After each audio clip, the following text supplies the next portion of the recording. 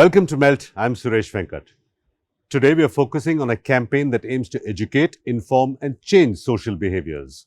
Called Keep Girls in School, the long-term award-winning campaign comes to us from Procter Gamble's feminine care brand, Whisper. Now the brand recently unveiled a new film as part of the fourth edition of the campaign. Conceptualized by Leo Burnett, the new film continues with a missing chapter theme.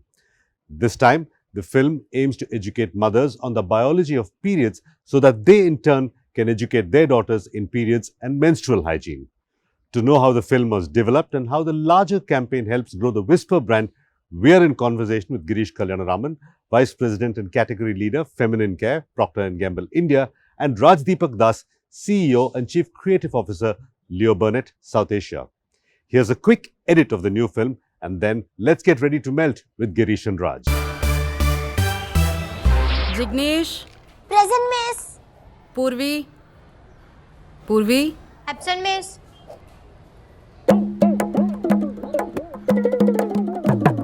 Tim tima tim tim tim, hattima tim tim tim. Tara bole, tim tima tim tim tim.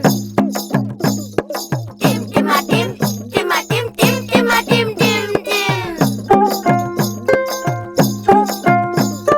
Dadari ghura ghuroshin, dadari ghura ghuroshin, dada hattima tim tim. Dadari ghura ghuroshin, dada hattima tim tim. Dada hattima, dada hattima tim tim.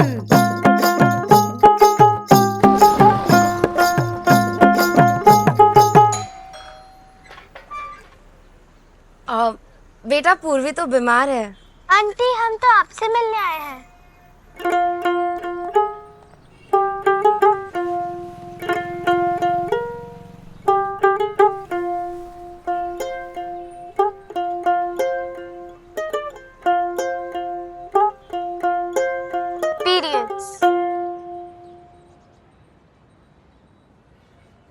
Periods 10 से 12 साल की उम्र में शुरू हो जाती हैं।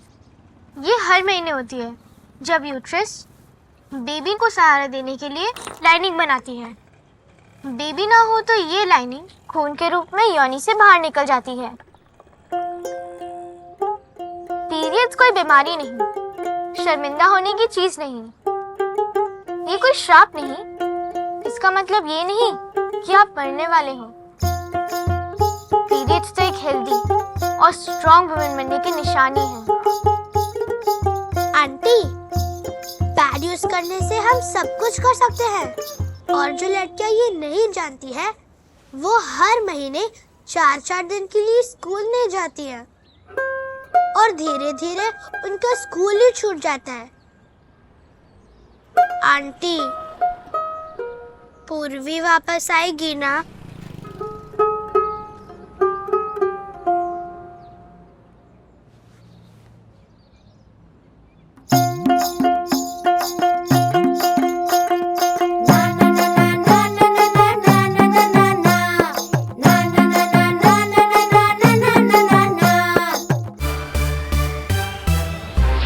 Okay, Girish, let's start with you. Take us back to the drawing board for the larger initiative for the Keep Girls in School campaign back to 2020 or even before.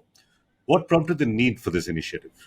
First, I would like to just say thanks for having me on this chat, Suresh. It's a pleasure to talk. To go back to the drawing board on Keep Girls in School, I think we need to go back quite a long way because we've actually been driving menstrual education and free pads in school for almost 25 plus years now in the country.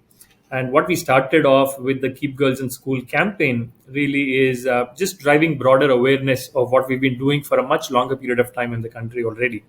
Right. So that's what it is. The reality is that today 1 in 5 girls drop out of school, and a big driver of that happening is lack of access to good menstrual hygiene and products. Right. And we as Whisper have been providing, have essentially touched and improved the lives of more than 10 crore girls over the last 25 years that we've been doing it. We started the program about 1995, and we've sort of touched the lives of 10 crore plus girls in the country over the period of time. So that's kind of what the starting point of the insight is. The ultimate goal is to create awareness about the right menstrual protection that will eventually lead to more girls continuing on the path of education for longer.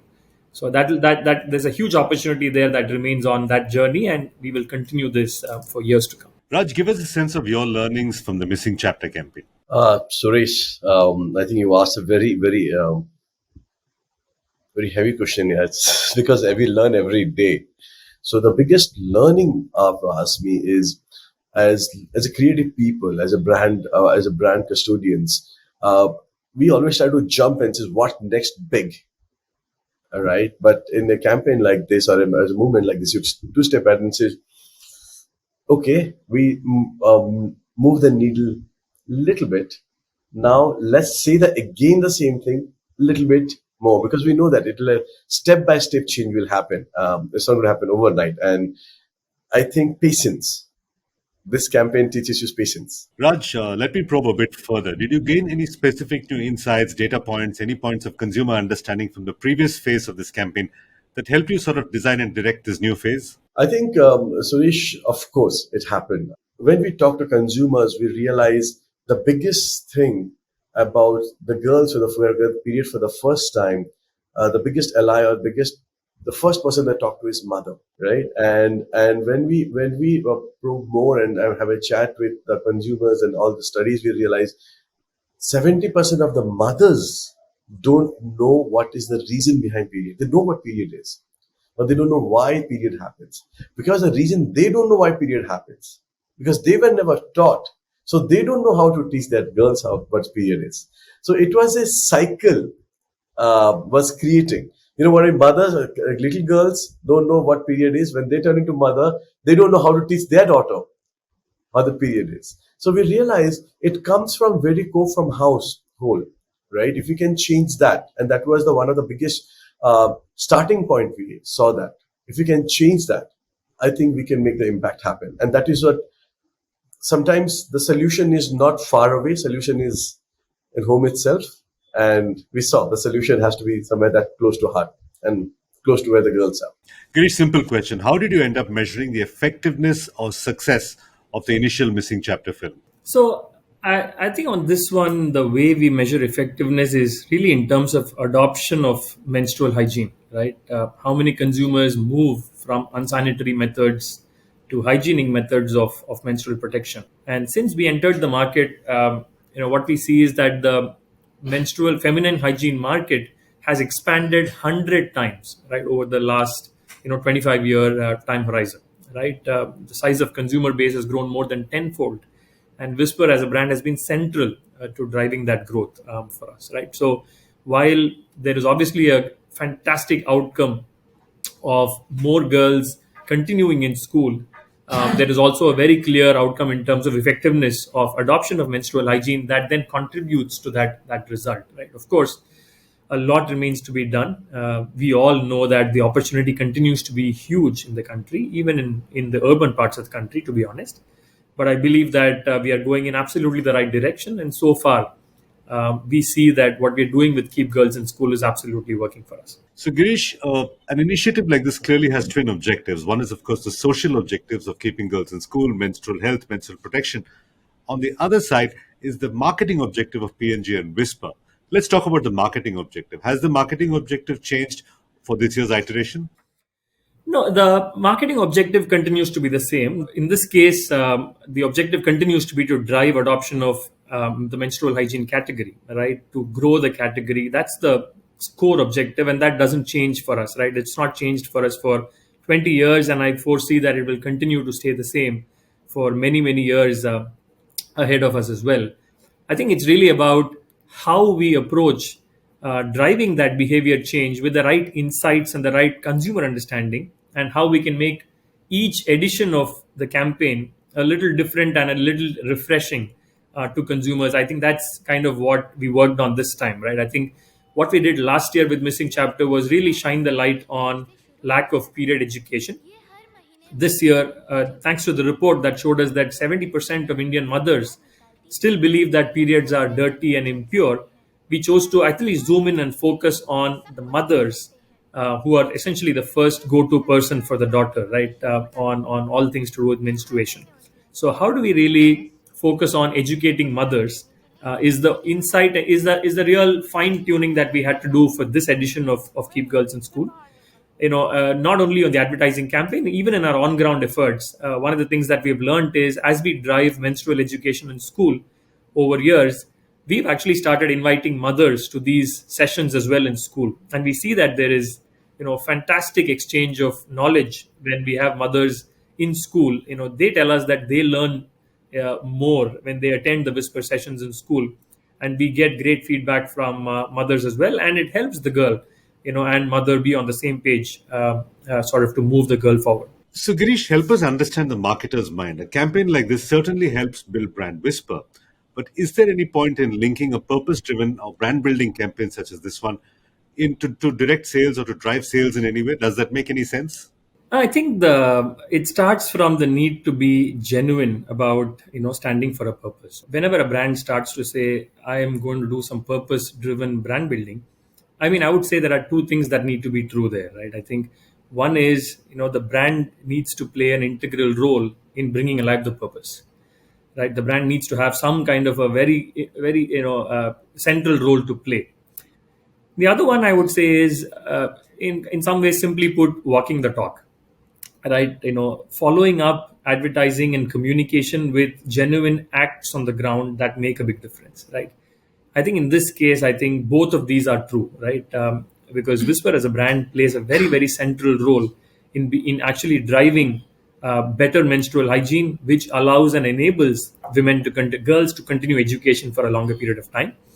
And the act, like I said before, we've been at it for 25 years. We're just talking about it now, but we've been at it for 25 years, and we will continue to do this for decades in the future, right? So that continues to be the purpose for us. And like I said, when good purpose-driven advertising is done, it is a force for good, but it also doubles up as a force for growth when it is done well. So, Raj, what was the biggest challenge about producing such a film? Was it the casting of the kids, the writing, the direction, the production? What was it all? People, when you think about period taboo, we think about people from India 3 or economical status wise, this thing, educational wise. No, it's happening everywhere. It's happening in Bombay. It happened in an educated family. It happened in a business family. It happened in a working class family. It happened in a middle class family. It happening in every part of society is been affected by this. We don't know about it. First thing. So when you were working on this film, the biggest thing is how we created a household that doesn't alienate upper class or alienate educational, middle class. You have to find something that everyone. So I can relate to this. Very, very important. That was the biggest challenge first, if you have to figure it out. Second challenge that we had with the video, in fact, the tougher challenge was because the film was about two rebel girls who decided to do something for their friends. That is what it is, right? They're the young girls, 10, 11 years old girls, maybe 12 years, they were, some of them 12 and everything. They have not lost their innocence, but have not lost their underconfident about talking about period also. So how we make that happen? The toughest thing, little girls talking about period confidently in front of TV, in the camera. How we get that done? So we have to go through the entire training process with them. How they can talk about it. At the same time, the genuinity of the little girls who are talking about Auntie Purbi wapas aayegi na. How we make that happen. Third, of course, how we get the mother that everyone feel, I know that face, I know that thing, and the daughter. They are not victims. They're not victims, by the way. The story is about, they're learning that. Fourth challenge comes for us was music. How we get that right. Last time we had a fantastic music. So this year we had to match that. And luckily we got that, the genuinity of the music. They'll give you the earthiness, not filminess. I think we got it right. Girish, every ad film and campaign has to be written and set within a certain cultural milieu. So how does a film like this one translate into other demographics? For instance, the Northeast or South India. How do you make a campaign like this resonate with different audiences? Actually, if you think about it, the campaign is a very, very universal, campaign, because the issue, frankly, exists everywhere in the country today. We've not tried to set the campaign in any specific, cultural or geographic base. It is a very neutral kind of a base that we have tried to show. What we also do is we translate the campaign into other languages as we air it on YouTube. What's also true is the on ground program that we do, which is really the act that sort of backs up the advertising, is also something that we do across the country, right? So we span upwards of 65,000 schools that we reach in our direct to consumer program, in our school education program, which by the way is another team that I lead at PNG, and I've been privileged to do that for the last 3-4 years. That's also something that spans across the country. No focus on any particular part of the country. Girish, from a brand perspective, what are your expectations from the campaign this time around? Will you be evaluating using the same parameters, or will those parameters change? No, our expectations continue to be around: are we enabling adoption of safe, hygienic menstrual practices? This has been our goal for years on this category, on this business, on this brand, and it will continue to be for us going forward as well. One of the specific expectations around the campaign itself is, how much it becomes part of the conversation, right? Because the goal here is to break the stigma, break the taboo around periods, which have been a topic of conversation for centuries, like Raj said. So are we enabling that? Are we moving in the right direction on that? Is also something that we will continue to learn in the short term. But this is a long journey, right? This is a journey that we've been on for a long time, and we think that change will come one step at a time. So I do foresee many more editions of Keep Girls in School, and many decades of work ahead of us, till we move the needle significantly towards where we want to get. Girish, we're probably watching 10 times the amount of advertising today that we were watching even 5 years ago. How do you drive audiences, and how do you break clutter for an initiative like this? One of the things that helps is that Whisper is the only brand that really talks this issue and walks the talk in as much of a scale as we do, right? So I think that certainly helps us stand out and get noticed for it. And consumers already know this, right? Consumers know that we do Keep Girls in School, and they wait for the next edition of Keep Girls in School, right? This specific edition of Keep Girls in School was the first time where we showed the entire biology of how a period cycle happens, right there on screen, right? The anatomy and the biology was on screen for all of us to see, and that was very clutter breaking and bold. And thanks to Raj and the entire team for pushing us on that creative boundaries. I think that combined with some other unique activation that you're going to see in the weeks to come will certainly help keep this conversation top of mind, and we are very excited with what's coming up, and you will see this in the next few days and weeks to come. Okay, back to you, Raj. The Missing Chapter was clearly an extremely successful campaign. It won the Cannes Grand Prix Glass Lion, the Curious Elephant, and multiple other awards. What's the pressure on you like to create a sequel to this award-winning campaign? We designed the campaign to work. Like I always say, glory is the byproduct that we get.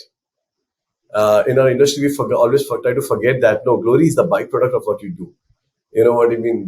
We should not forget what is our goal is. Our goal is how we reach more and more mothers, more and more girls from dropping out of schools. And that is one goal. And we are constantly finding different ways to do it. But what you're saying is the number of awards you win is not the parameter that you use to measure success. That doesn't matter that much. No. It is byproduct. It is always byproduct to what we do. And we're lucky to have, like I told you, we're lucky to have brave clients. And when you do brave work, it stands out. Final question to you, Girish. Over the years, we have seen brands taking on the mantle of social change. Earlier, it used to be the purview of governments or non-governmental agencies. Why has this responsibility suddenly come to brands? I think that's a great question. And I truly believe, brands have the unique power to sort of reach a much wider audience, right, and influence behavior. Right, me as an individual, if I'm saying something, nobody takes notice, right, or very few people take notice. People in my team, I hope, take notice, but that's about it, pretty much, right? But when I say it as a brand, it reaches a much wider audience and influences their behavior, and therefore, I think that makes it a responsibility on a brand to use that influence and that kind of reach that the brand has to sort of make it a better place for all of us. The government is our keen partner too, especially in our efforts, on the ground. And as we work in partnership with many, many stakeholders, including the government, but also many others. I think the brands have the responsibility, but also the ability to influence and sort of drive change. And when it is done in a very authentic way, when it is done in a way where the brand is central to the purpose that is being driven and the brand kind of walks the talk, then it all starts to come together, right? The consumer of today is very, very discerning. The consumer can immediately spot when there is posturing or sort of, things that brands do without walking the talk. And that's, I think, where it all comes together for Whisper Keep Girls in School, because it is truly central to what Whisper as a brand stands for, and we've been walking the talk for ages, and we're just about talking about it now. It's not either or, it's and. Government and brand coming together to make the impact happen. So if you see that first Keep Girls in School missing chapter, how many governments tied up to make this big chapter be part of it? You saw that. So it's and government and Whisper coming together. And that brings us to the end of the interview. GK and Raj, thank you very much for speaking to us at Melt. It's been a pleasure. Thank you so much. Thank you, Suresh, for having us. And with that, it's a wrap on this episode. You can follow Melt on social media. The handle is Ready to Melt, or simply log on to readytomelt.com. If you'd like to follow me, I'm at Suvenk on Twitter. Till next week, goodbye and thanks for watching.